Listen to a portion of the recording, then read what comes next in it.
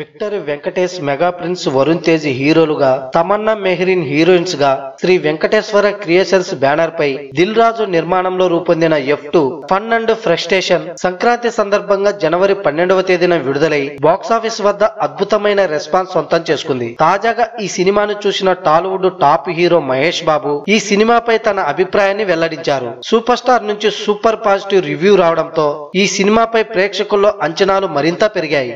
F2 cinema చూశానని, చాలా నవ్వుకున్నానని, cinema చూస్తున్నంత సేపు బాగా ఎంజాయ్ చేశానని, వెంకీ సార్ అద్భుతంగా నటించారని అన్నారు. ఫన్నీ బ్రిలియంట్ పెర్ఫార్మెన్స్ తో అదరగొట్టారని, వెంకీ సార్ టైమింగ్ తో మ్యాచ్ అవుతూ వరుణ్ తేజ్ కూడా బాగా నవ్వించాడని మహేష్ బాబు తన ట్విట్టర్ ద్వారా రివ్యూ ఇచ్చారు. ఈ సందర్భంగా మహేష్ బాబు F2 దర్శకుడు అనిల్ రావుపుడిపై ప్రశంసలు గుప్పించారు. అనిల్ రావుపుడి మరో commercial block buster అందించారని, Dil Raju, Tamannaah Mehreen, Devi Sri Prasad అలాగే టీం మొత్తానికి కంగ్రాట్ చెబుతూ ట్వీట్ చేశారు. మహేష్ బాబుకు ఫ్యామిలీ ప్రేక్షకుల ఫాలోయింగ్ ఎక్కువ.